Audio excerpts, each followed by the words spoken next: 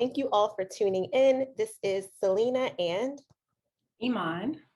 together we make you plus happy. Each week we bring you someone who challenges us to define success and happiness on our own terms with a dose of laughter.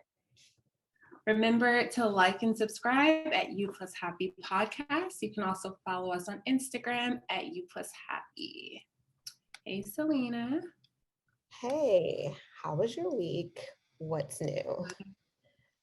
Nothing's new, but my week was good. It was really busy, but it was good.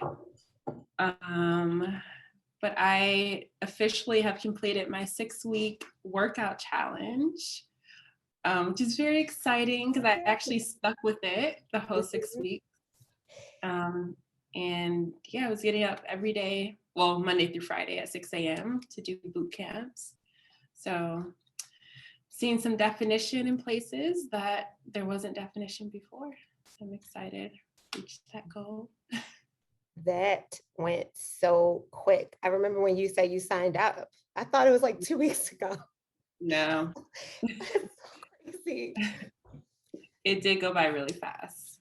But yeah, it was a good experience and just like a really supportive group. So I'm glad that I stuck with it. And yeah, my body is thanking me for it too. Yeah. No excuses, y'all. Iman was getting up at 6 a.m. before work, going to boot camp Monday through Friday for 6 weeks. We're here to inspire you. Yeah. Well, Iman is.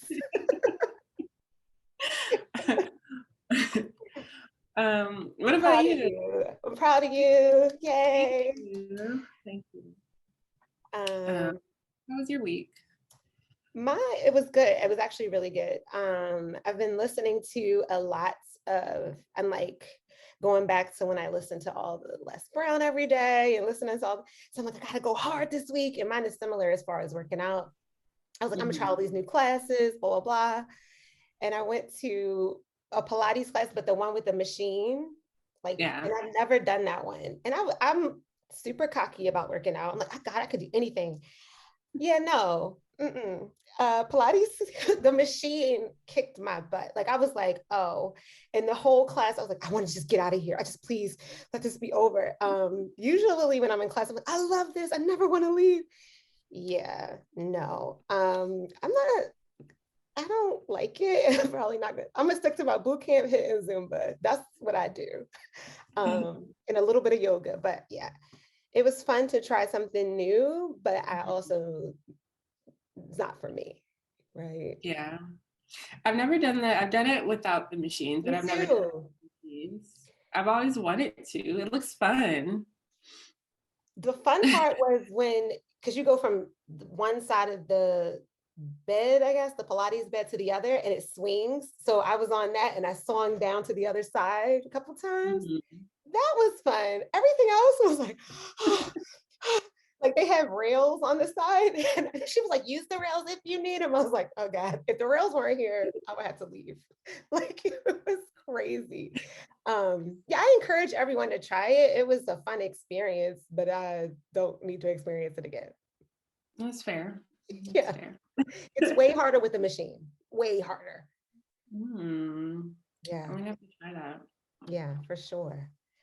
Well, this week we have a new guest. We have Jacqueline Pirtle.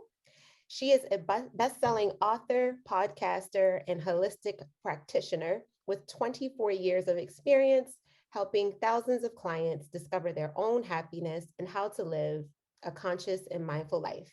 Jacqueline is the owner of Freaky Healer and has shared her solid teachings through her best-selling books, her podcast, The Daily Freak, sessions, workshops, and presentations with clients all over the world. She holds international degrees in holistic health and natural living.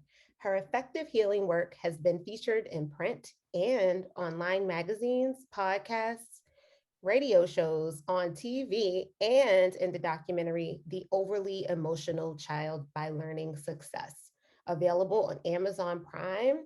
And all of that will be in the show notes as well. And we are honored to welcome Jacqueline. Thank you for joining us. So I guess we'll jump in. Yeah. do the interview. So just our first question is, how did you get started with holistic healing and eventually becoming an author? Yeah, sure. I mean, I've been doing this for a long, long time, over like 24 years now. And I've always had the knack for holistic and better living and whatnot. And I have international degrees and went to school and all that. But to be really honest, ever since like a young age, it's just, I've just seen the world and what's around me a little different than my surroundings. And in the beginning, I thought it's kind of normal, until I figured out, wait a minute. And it just helps the way I speak to people and the way I use my energy, ways of healing and everything and shifting everything. And so it was, and when I didn't follow that, I didn't feel so good. It was really interesting. And when I followed it, I did feel good. So it's like, as a kid, when I look back, it was just kind of like, that's how I was, and help people, touch people, said certain words to people and just shifted them. And then as I grew, I kind of embraced it more. I thought like, wait a minute, that is really cool.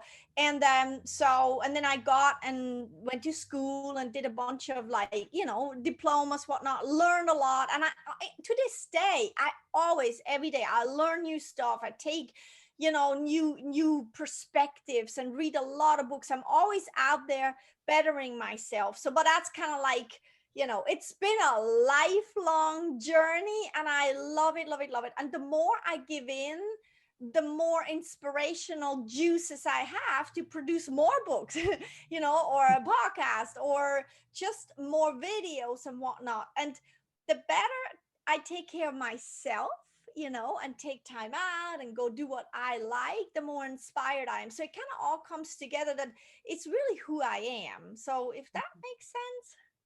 Yeah. Yeah. And you said when you didn't do it, because you felt it from childhood, but when you didn't do it, it didn't feel right for you. So what was the ultimate turning point when you realized you needed to take this path, or what was something different than what was expected of you?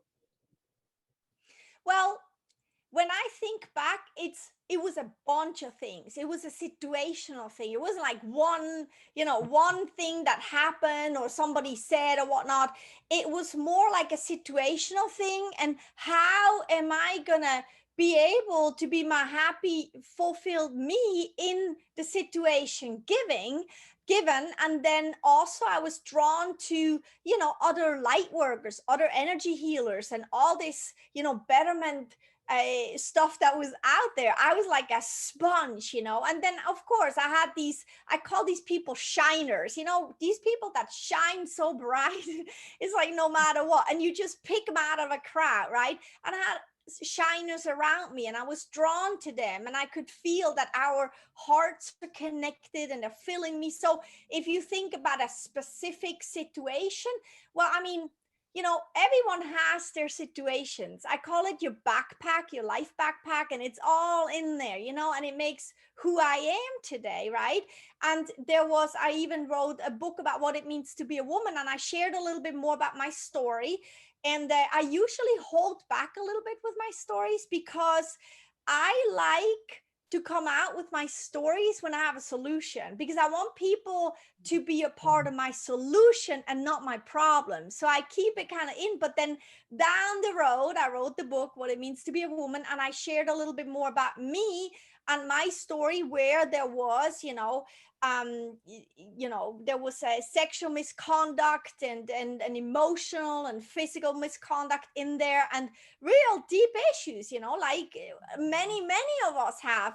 And then, so when you look at that situational, happening for me, it was like, how can I make the best for me and then show up as the best as me in this situation, and through that grow? And that has been my gift, and my plan, my life plan is since today. It's like I take it and I chew on it and I look in it, and but when I look at it, I step outside and say, okay, physical life level, this is what happens, what is happening. However, on the spiritual side, on the energetic side, there's so much more in there. Well, what is there, and how can I use this and show up as the best version of me that I can be in this happening? And that's how I move forward. So was it one thing? I would say it's more like a situational thing of my upbringing, my story, my backpack, like everyone else has a backpack. Yeah.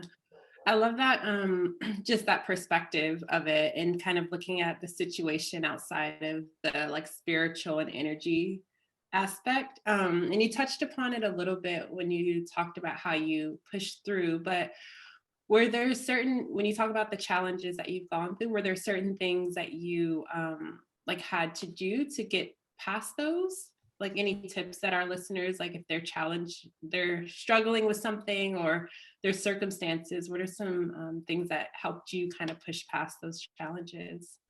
Well, I mean, when I think back when I was little, I was already like that. So I think I kind of was born like that, just a little bit on the more positive side, the more upbeat side, the silver lining side. I think when I look back, I think that was just kind of my, my disposition, how I just was from beginning, kind of. However, that does not mean, I didn't get beat down or whatnot. It's just, it's just I'm looking, you hear my traffic going by.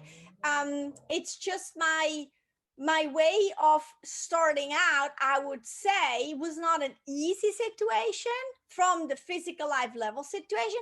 However, from who I am, my core being, from little age on, I just kind of shifted me towards my light side, towards my fun side. It's almost like I had this bubble, and because of what happened outside of me, I was able to practice even more who I really am. Because in my bubble, I was great, even though all this stuff was happening. In my bubble, I felt good and I had a great time. I played in my mind and all that. So when you think about it that way, it's just like whatever happened on the outside. Now, when I look back, I think like, oh, wow, this really like trained me, so inside of me, I'm fine, no matter what the outer world does. Is it correct and right what people are doing on the outer world? No, I'm never agreeing with, abuse or that kind of overstepping and whatnot. However, there is a way inside of me how I could just say, what, inside of me, I'm okay. Now, when I was very little, obviously it was kind of like an automatic process of who I am. And I used that practice I got and put it in my backpack and said, well, that's my backpack. And this is who I am today. That's actually why I am who I am today. That's why I can help people. That's why I can write books. That's why I have all this knowledge, because all of these things happen. So making it again to be actually grateful for my journey so far, even with all the ups and downs and lefts and rights. And some of them were really critical, Yeah. I'm sorry, were you going to say something?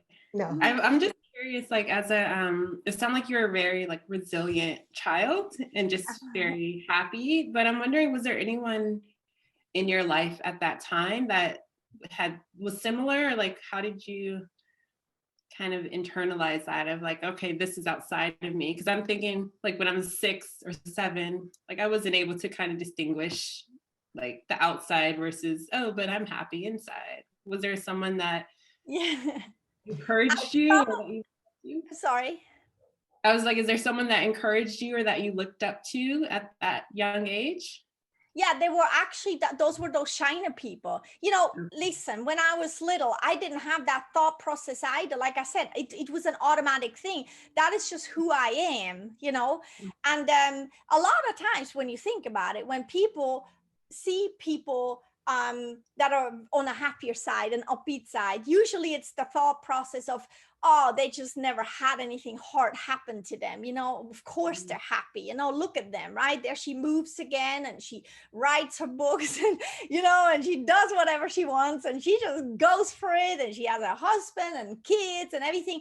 And that's the thing. It's like, I would think that shiners, it's like these upbeat people, but they have a story too, you know, and a lot of them, everyone has these harder things and, you know, ups and downs and whatnot happen. So it's really important actually that I want to touch base on that, that when you see a shiner person a little bit on the happier side, it just means that they have their life too.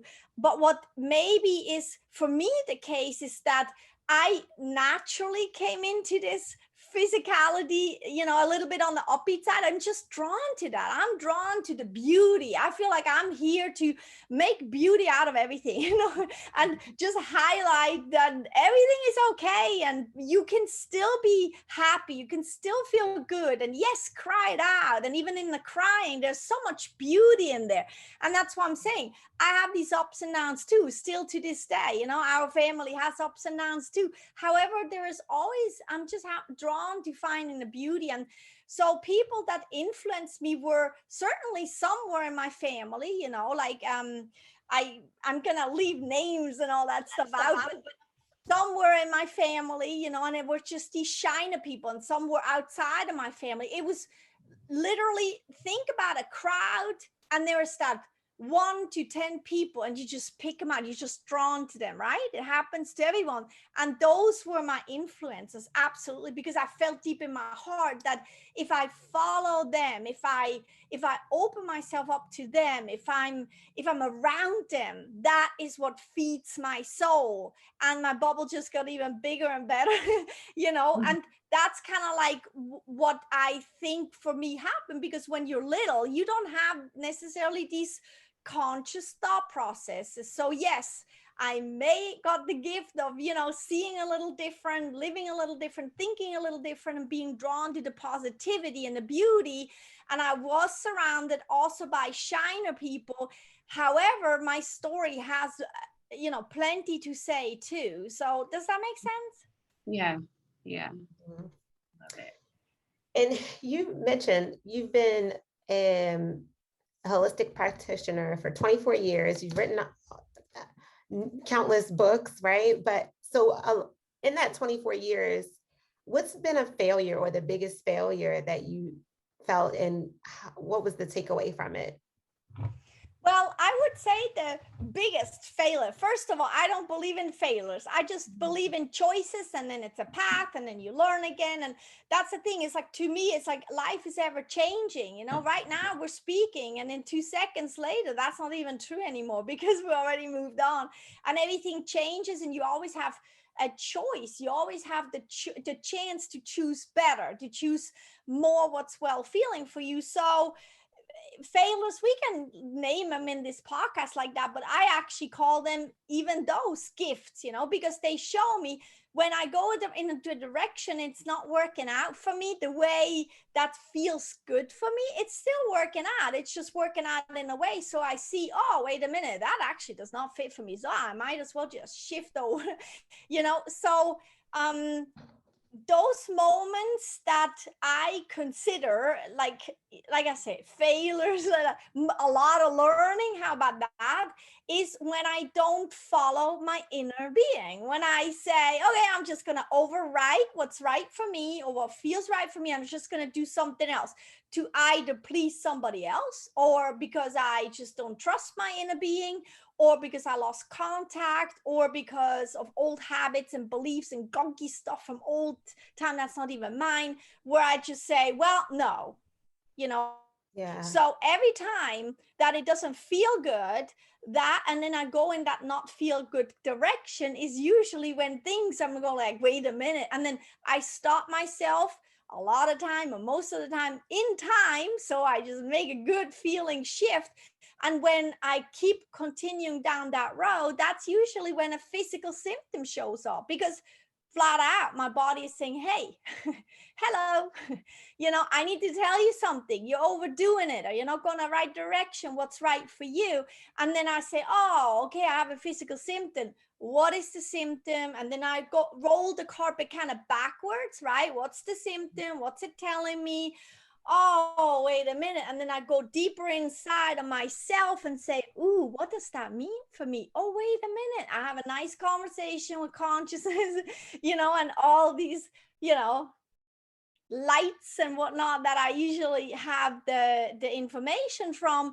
And then I'm like, oh my gosh, really? I just flat out did not go with what's right for me. How do you, before it gets to the point where it becomes physical, because you're kind of on that wrong path, how do you avoid even getting there? Like, how do you hear that inner feeling? How do you know? And when do you know it's like coming from a real place versus your mind playing tricks on you?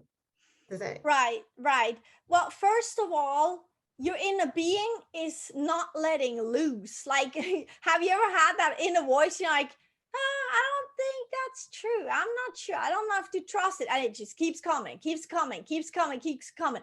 That is your inner being. Your inner being will not let go, will not let go. When it's your mind, you have a thought and then it kind of goes in and out, then that's the mind, but your inner being will not let go. That's just how it goes. And I mean, how do you not even get to the point where you don't listen to yourself? It's a constant practice.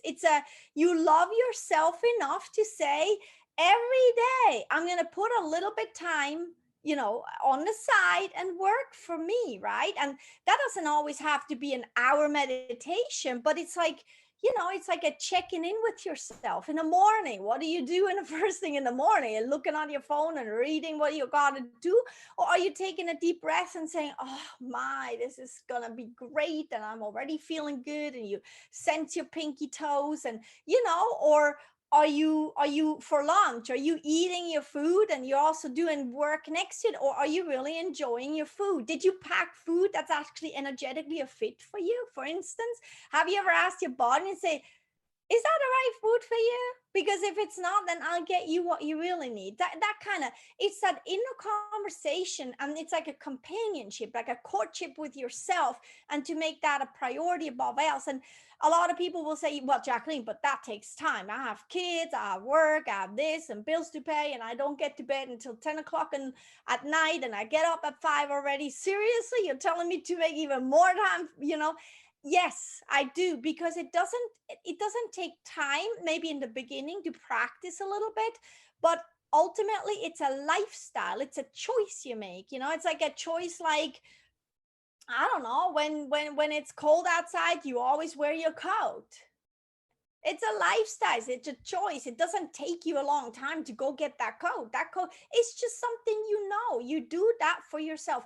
And the inner connection is the same, to really say, and start easy. Like, a lot of people say, well, where do I start, right? Well, start easy. Set an alarm once an hour for a week, or 3 times a day at least, where you just ask yourself and say, how do I feel right now?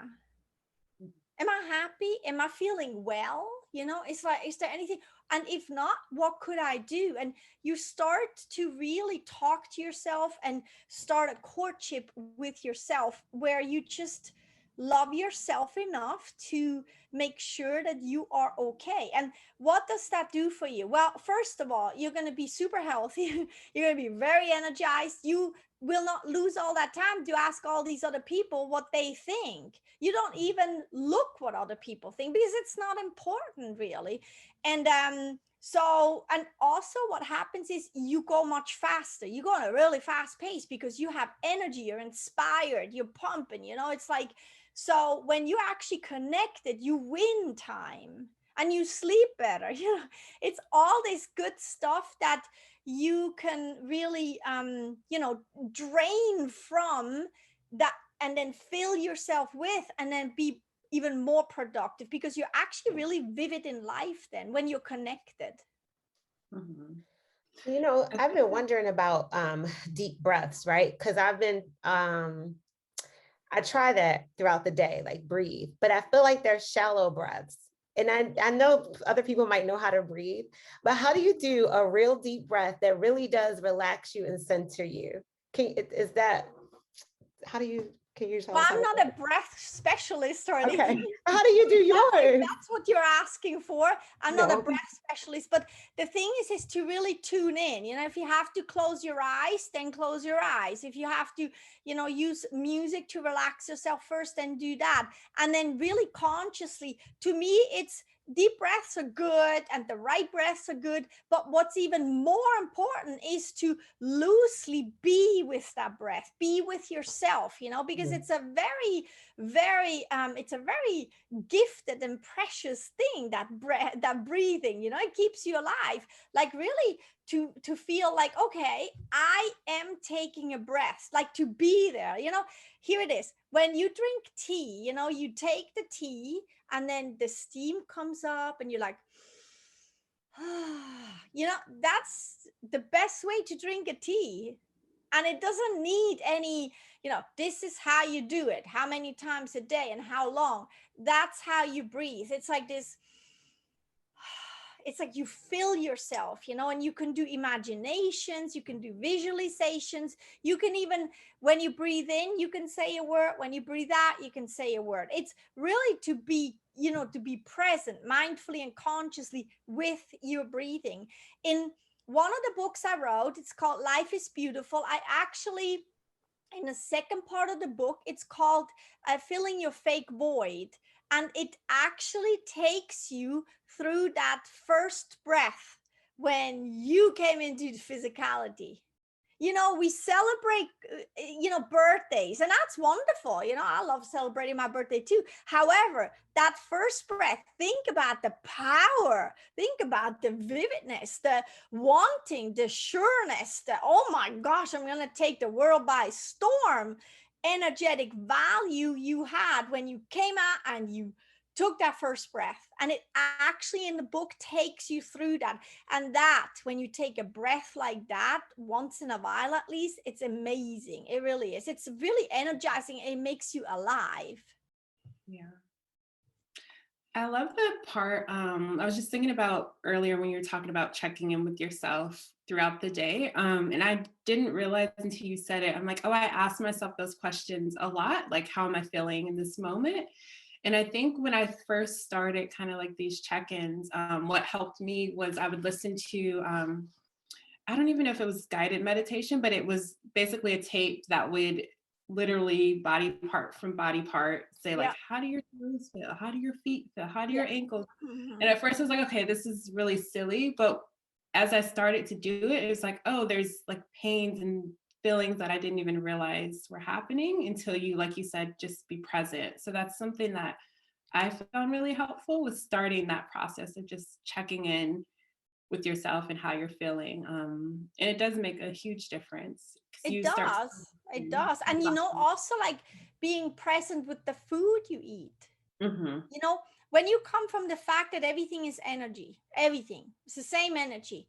So when you eat the food, it has energetic value. You may look at that food and think, oh, I don't even want to eat it. Well, okay, you just programmed it with that type of energy, and that's what you're going to put in your body. Or you're going to eat ice cream and think, well, I really shouldn't eat that. I'm just going to make me fat, or I don't know, something, right? And that's the thing, is so be present with your food. How do you even feel about the food that you're putting in? How do you see the food? How do you feel the food? What do you think about the food? You be present with the food, be present with the drinks, that you put in, water, tea, or alcoholic drinks. When you drink something, be present with it. What does that even represent to you, that glass of wine or whatnot? And then be present, with your sheets when you go in bed. How do they feel, on your pinky toe and that kind of stuff. So it's really a practice of being mindful and conscious and present. And then when things come up, you hear stuff or you have a physical symptom, be present with that symptom. What is it for you? Why is it there? What's the wisdom? Not, oh, I want it to go away. I don't like this symptom. No, please, welcome. I give you space. Stay as long as you need it. So let me talk to you, chat with me, tell me all about it.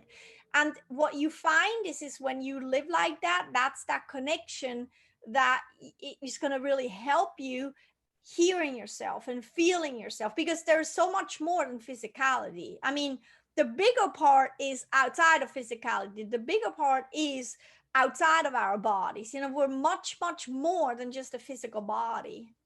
Yeah. So when I sing to my food, I'm being conscious and mindful, and that's good energy to put in my food. Oh, that's amazing. No, That's I thought I was a crazy person. I sing to it, but because no, it's I really wonderful. love it so much. All right. So I'm on the right path when it comes to that. No, you're actually, well, okay, ask yourself that. Like, I mean, you sing to your food. How does it make it feel? How does it make you feel? Good. Amazing, right? Yes. Alive, limitless, Yeah. Yeah. phenomenal, beautiful, possible, all that. Well, that is the connection to your inner being and also to consciousness, which you're one with. So every time you sing with your food and for your food, Mhm. you actually help the whole world, because you spread and share energy that I feel I get a part of it. So thank you.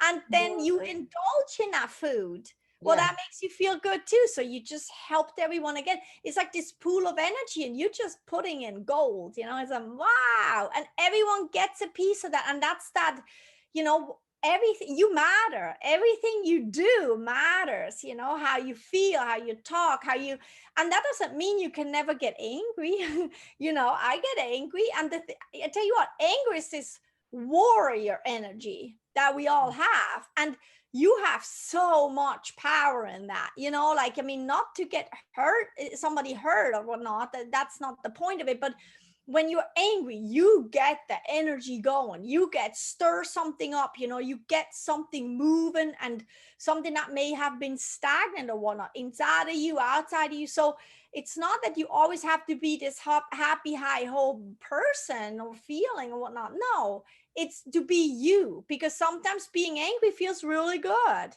if you don't hurt Mhm. somebody, but feels really good to you. Well, that means you are actually connected with who you are. Sometimes crying feels amazing. Well, that means in that moment you're actually connected with you. And then there's that moment where being angry or sad does not feel good anymore, and that's the moment you got to catch and then say, Mhm. okay, then what would feel better? Well, maybe laughing. So go laugh. You know, people around you were like, she goes from crying to laughing, but that's being alive, that's being connected, because you're never ever stagnant in who you are. You know, it's ever changing, the world is ever changing, nature, well, and you are too. And as your soul being, you're really ever changing always. Mhm. I feel like within all of this, what I keep hearing, like the theme is acceptance. So just accepting things as they come and not necessarily judging yourself, just being in that moment and feeling it, which I love that concept, because I think it's really easy to not accept it and be like, well, why am I so upset about this thing? It's not a big deal, and kind of like start to judge ourselves. But I really like that idea of, yeah, just accepting it, going with it, and then when necessary, shifting. Um, and I guess just switching gears a bit, what has been kind of the best piece of advice that you've received? Follow what feels good. Okay. Follow what feels good, because at the core, in your inner being, you are pure positive energy, and as long as you follow that good feeling, you are always one with who you really are, and also with consciousness and really everything. Because you know, your inner being would never tell you you're not deserving or you're not good enough or whatnot, or you need to feel bad. It would never, you know, it's like your inner being always has your best interest, and you following what feels right for you and what feels good for you guarantees that you always are coming from the purest possible you essence that you can. So it's acceptance is a physicality action or word or doing. And it almost like acceptance almost has that little aftertaste of, well, you're accepting something that you don't really think is so good, or maybe not, or but I'm accepting it. And that's why acceptance is a good start, you know, respecting, appreciation, gratitude, whatnot. However, if you think that when you follow what's right for you, no matter if that is not the right thing for someone else, if you follow what's right for you, you never will even have to accept anything, because you just know it's right for you. And these old habits and old beliefs and old recordings that we all carry, you know, they're really there to shift and to let go. You know, put them in a dustpan and out the door, because what feels right for you really counts. It really, really counts. Yeah. I have a lot of questions about that, but I don't know how to articulate them. Cause like, I know, tell me what you think, Jacqueline. Like there was a situation where, and this is for the listeners too, like it felt wrong. I was so scared. It felt like I was making a huge mistake, but I went through with it because it was a commitment I made. And when I did, it was the best thing I had ever done. It was the best decision for my life. But it felt wrong. And then a few years later, there was a similar situation, and it felt right. It felt like this was the best decision. And it was horrible. It was the worst decision I ever made. And that's when I think that the confusion comes in, because it's like, I felt like I was listening to myself. I thought I was tuned in. And that's where the disappointment was. And then that moving forward, making decisions, you get a little bit, not you, but I got a little bit scared, for the most, just for a lack of a better term, because it was like, can I trust my feelings? Because these things felt so much different than what the outcome was. And to your point, I'm not calling one a failure or one a success, but one I did not like, and I got out of it. But my point is, I felt like my intuition or myself misled me. Yeah, I can understand what you're saying. And I hear that actually a lot in my work too. And honestly, there's really only one answer, is like, follow your feelings, follow your guidance, your inner guidance, because it's never wrong. Now, does that mean your inner being always guides you into joy and love and, you know, into money, into success? Okay. No, that's not, see, that's the thing. We're not here for that. We're here to live our journey. And sometimes that means the bump in the road is your journey, because of whatever reason you learn a lot out of it. It was a gift in disguise. It made you shift into direction that you would not have, you know. And that's the thing. It's like, sometimes the miracles, actually, I just finished my next book that's published. Actually, it's already kind of published, but there's still one of the print books is waiting to be published. It's called The Silver Lining. And I think it fits really, really well. And one day passage in there is that sometimes the miracle is actually in what you don't want to happen. Even you did not want it to happen, but the miracle is for it to happen. And other times it's the miracle is for you, that what you don't want to happen, not to happen. So my advice in these situations is, and my experience is, to not go back and think, oh, that led me into something weird or whatnot, or not where I wanted to go, but rather to just say, you know what, to trust my inner being. I followed it and it guided me to a bump. Now I'm going to take that bump with gratitude, and I'm going to go over that bump. How can I, in that bump situation, show up as the best me possible and get the most into my backpack of learning, of wisdom, and then also let go and say, okay, and I'm open to just kind of let it happen. And in that openness, new things and new possibilities, new ways are going to show up, things that I didn't even think about.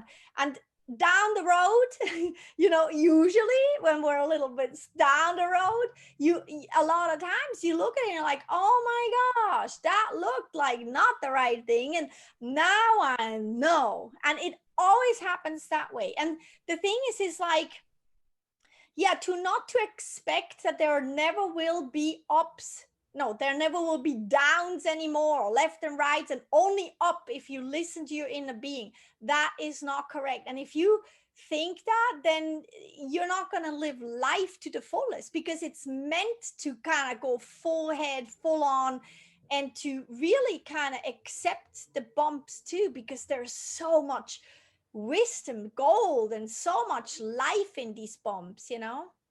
I love that concept because I think it's the narrative, like in the popular world of this subject, is like, just listen to your inner voice and your life will be perfect. Like, no, I love, like, that's not, it is still perfect, but it's not in the sense, in the way that we're sold that it will be. Like, It's everything. not perfect in our mind, the way we think in our mind it has to be.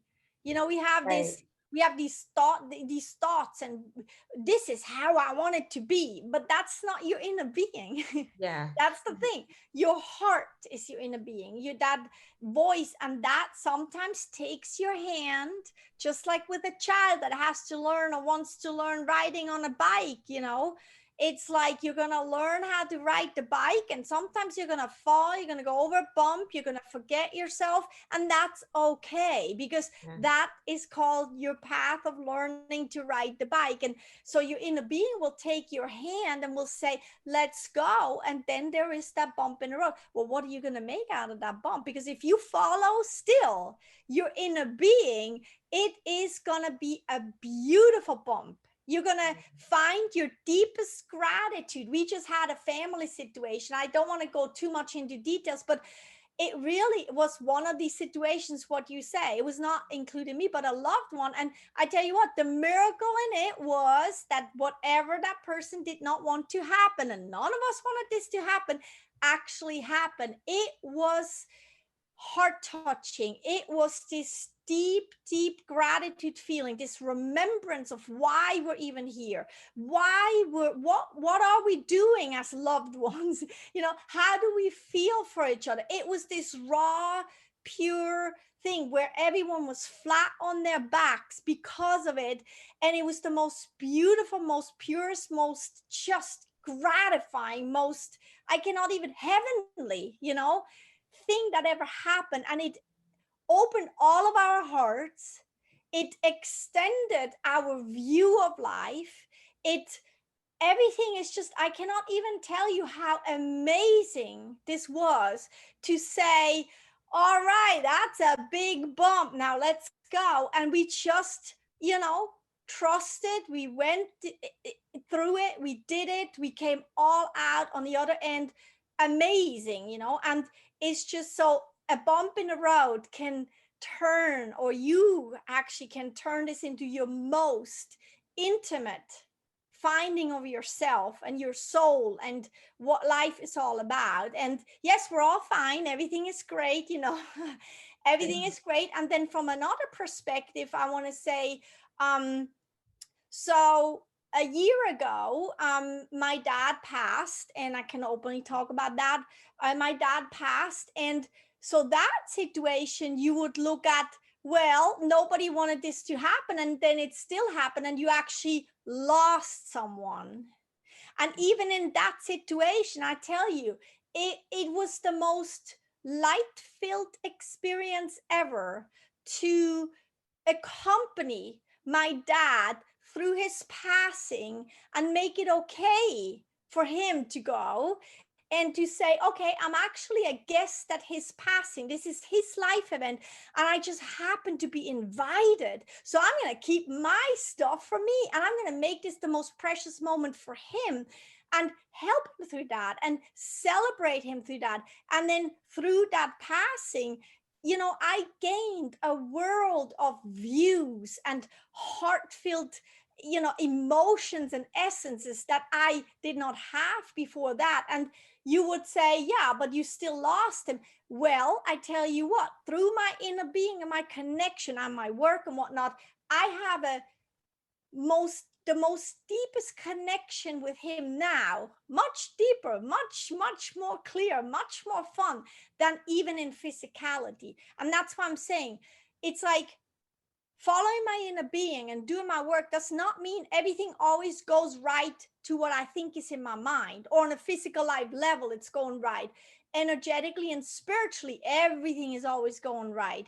What are you going to make out of it? Are you open enough and trusting enough to just say, I'm just going to let things flow?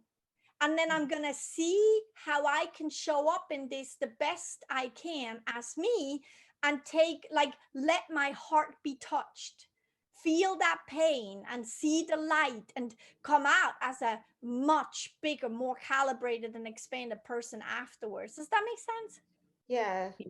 Yeah. And not to drive this home, but what about when it feels bad and then it was good? Like you're inside feels like, no, this feels wrong. This feels wrong. And you do it anyway, and it turns out great. Like an example, like a class I'll have this wasn't the big thing that happened, but this is another example. There was a class I was like, no, I don't want to go. I shouldn't go. I don't think I should. Like, it just felt wrong, right? Not wrong, but I just felt hesitant, a lot of resistance towards it. And I pushed, I said, I'm going to go anyway. I'm going to do it anyway because I committed to this. And it was the best class I ever, this happened recently. This was a real example. Best class I've ever been to, like in my life, probably. And it was this, and I've had things like that happen a little bit. And that's what makes it a little, and that's what I was, because I love what you said about it may have felt right and then it didn't turn out the way you thought it would. And I get that. And that gave me a new perspective. But when it feels wrong, or what is that? Is that just fear? Old recordings, distrust, Okay. tell you what, here it is. What you can do when it doesn't feel good and you kind of question your connection, why don't you start a talk, a chit chat, and say, okay, you feeling of not feeling good, where you coming from? Okay. Where are you coming from? Are you coming from my head, old recordings? Are you coming from my inner me?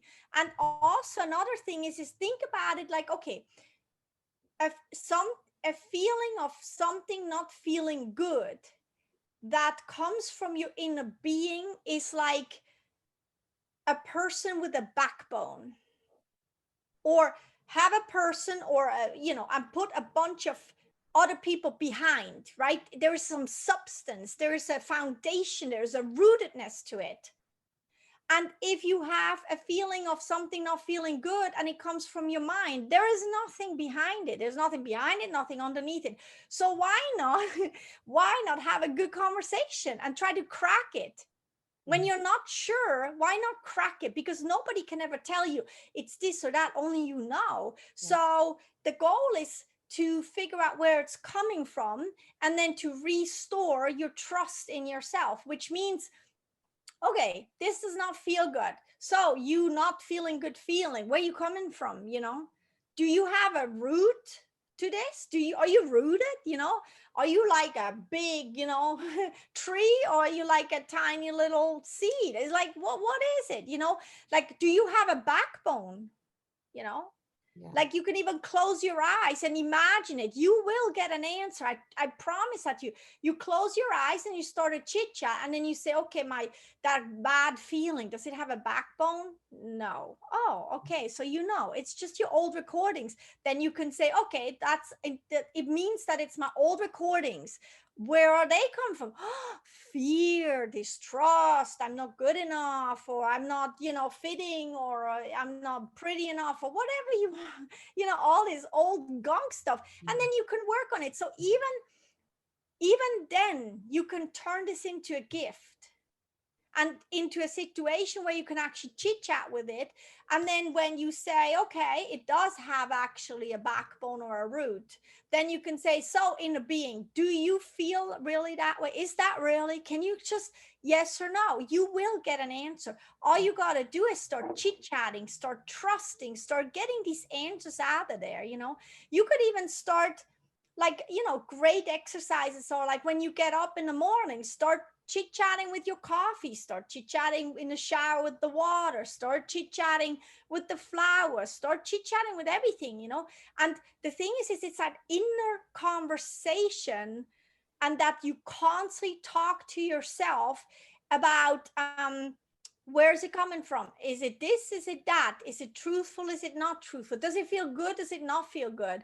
And you will get to the bottom of this. And I would say every time you don't feel good about something and you take the time to actually get to the bottom of it, if you're unsure, we're talking about that, then that is an amazing opportunity for you to learn more about yourself and also to wash out that old stuff right there. So it's like it's a win-win situation, I would say. Yeah. I love that. I think too, just going off of that example that Selena just said, because I've had situations where I'm like, oh, I really don't feel good about this. I don't want to do it. But something inside me is like, come on, just push yourself to go. And I feel like that even speaks to like, even though there's this feeling around it, there's something outside of you that's saying, just go, just do it. And I think it's us listening to that, even if we're not really in the mood or like in the headspace. And you still went. That's the thing. That's the funny part. So you feel bad, you still went, and then it was the best thing ever. So that shows you right there that not feeling bad had actually no substance. That means it's old recordings. Well, why? Yeah. Oh, that's because of I hurt when I was a kid, or I got scared because I had to be a good girl and go, or was under pressure, something. Now it's never the other, whoever said that stuff. We're all talking about that because then you're going down a rabbit hole that you can't change anyway. But like, because your feelings are yours. Nobody gives you these feelings. They're yours. So why not then look in there and say, oh, okay. So looking back, yeah, that's what it was. I'll just wash that out, and also to take that opportunity, now that I think about it. So when you didn't feel good, you still went and it was the best thing ever. How did that not feeling good really feel? And then take another situation where you didn't feel good, you didn't do it, it was the best thing ever. I can guarantee you, when you get to the bottom and you write down what were those feelings, you have a different list. And that could then right there be your map, your roadmap moving forward. When I don't feel good, does it feel that or that? Because then you know where it's coming from. Yeah, I love that idea of having like concrete lists. Selena knows I love lists. So like having that visual of what am I feeling in this space? I love that. Yeah. And to just work with yourself. I always say to my clients, my readers who I work with, it's like, work with yourself, because ultimately nobody knows better than you.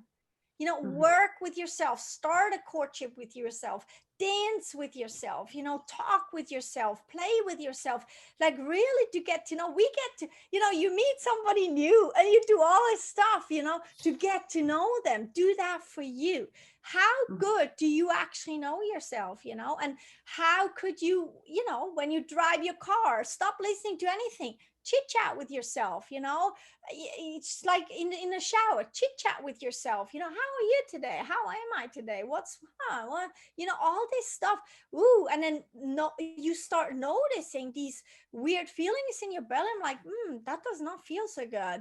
It's a training, it's a practicing, it's a lifestyle that you actually can really cultivate. And it just takes a little bit of, I want to do that. I always say you have to commit. Without a commitment, nothing is going to work, nothing is going to happen. And then you have to practice, and then you have to, you have to kind of cultivate like a passion for it. You got to become passionate about who you are and yourself and feeling good. And then you got to create an addiction, and really like, oh, I just love that. And then you got to go out there and really, be and live it. And these are those steps. And it's like, it's important to realize it isn't just that, you do it once and then you stop, or you just kind of like, it's not coming. Oh, well, I guess I don't have it. No, everyone has it. It's holding yourself accountable to say, I'm going to actually put some effort, which is, it's not effort to get to know yourself better, but to put some joy into, learning more about me. Yeah.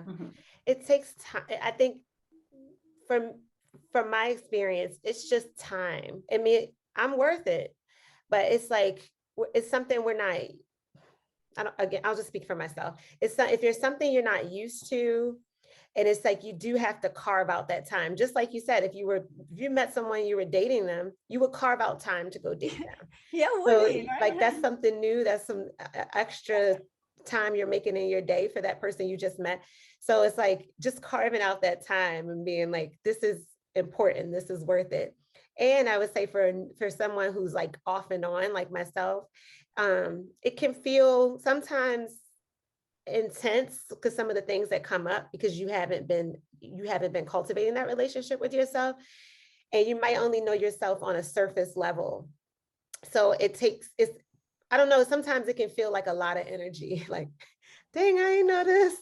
So but yeah, Well, it's worth it. It's worth never ends. Oh no. Let's just put it out there. You know what? It never ends, and that's supposed to be like you're never done. Yeah. You're never done, but that's normal. So nobody ever think, oh, I'm gonna make this practice and then I'm done. Then I always know. Yeah. No, every split second is new, and that is why it's so important. To step into a little bit of a lightheartedness about this all. To laugh a little more, to play a little more, to take it a little bit more lighthearted. It really is not that serious, because I tell you what, you figure something out right now, well, 2 seconds later, there's the next thing, but that's how it's supposed to be. That's how you expand as you, that's how you calibrate. That's how you constantly shift and everything. It's like, I don't know if you have kids, as parents, that's usually that point where you say, okay, we figured it out, the kids are in a good space, and then comes the next thing, and that is life. It's like, it's a good thing. And in my book 365 Days of Happiness, was actually my first book that I published. The first page actually talks about sitting down and starting a relationship with your happiness. And sitting down and starting a relationship with yourself, and even if you say, oh, I already kind of do that, I kind of did that, I kind of know who I'm. No. Tomorrow, today, tonight, sit down and start a relationship with yourself. Yeah. Say, hi, nice to meet you. My name is such. It sounds really silly, but it's this initiation. It's this openness. It's this falling in love with yourself over and over and over again, because you're always new. Even when you're angry, even when you feel like in my newest book, The Silver Line, there's a page about, feeling like you're a bad person. It's a big thing, so even then it's like fall in love with all of you, all of it, Yeah. I love that concept. Me too. So important. I know I love all of this, but I know we're running out of time and we all have to be respectful of each other's time. Iman, I know you wanted to ask about her name, but you still want to ask? I guess I'm curious about the title of your Freaky Healers, like how you came up with that name. And it's a funny story, but I always think like it's not even that special. People ask me all the time. It's just I've been doing my work privately, long time and whatnot. Then I started a website. I needed to come up with a name, and then it's like when I the way I work with people, the way I see everything, and I sense people's and read people's energy, and then I sometimes give them real silly stuff to do, and then I said, okay, well, my work sometimes it's a little bit on the freaky side, in the positive freaky side, right. And it really heals people. And that's kind of like, we were at a picnic living in Italy, and I said, you know what, I'll just call myself Freaky Healer, that's it. And everyone was like, oh my gosh, it's so fitting, it's so you, that's amazing. So, and that's kind of, then it's stuck, and now it's like so wide, that I even though as an author I say I'm Jacqueline Pirtle, but I still say Freaky Healer, because it's kind of like known. So, and it's funny, it's upbeat, it kind of shows who I am.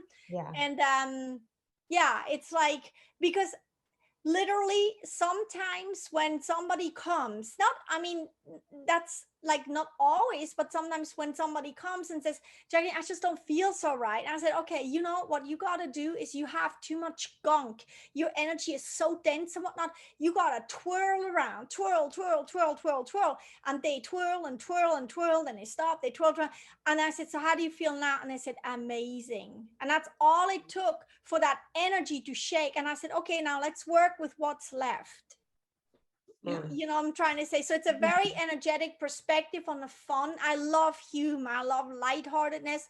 And I love having a good time. You know, even when it's not looking so good, I love having a good time. So that's kind of like the story of the name. So you probably were thinking like, oh, it's because dinosaurs came in my dream and they told me to do that. And then no, actually nothing so spectacular. It just kind of came. I guess my inner being just said, that's it. So nice. Awesome.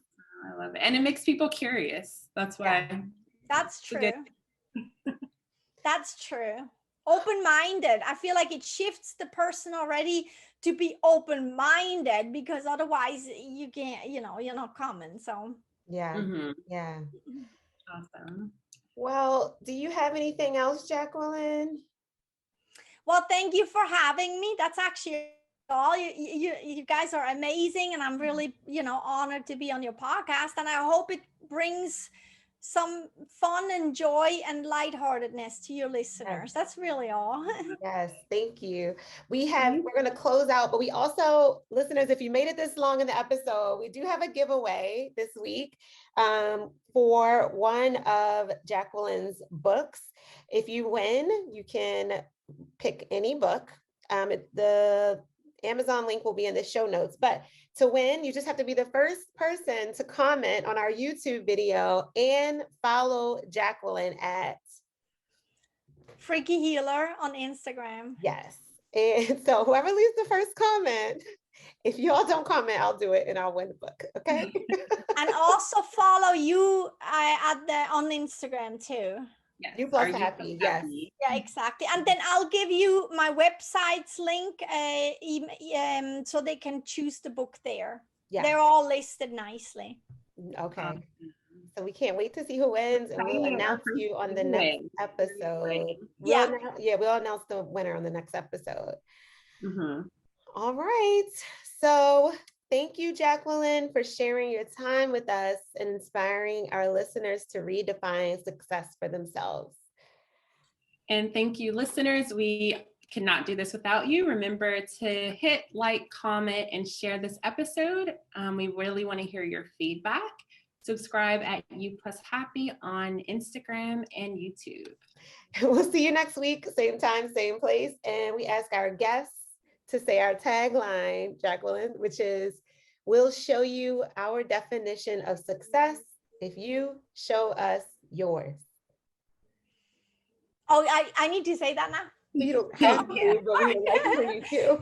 I think you have to coach me. I'm already like, no. Sorry about that. No.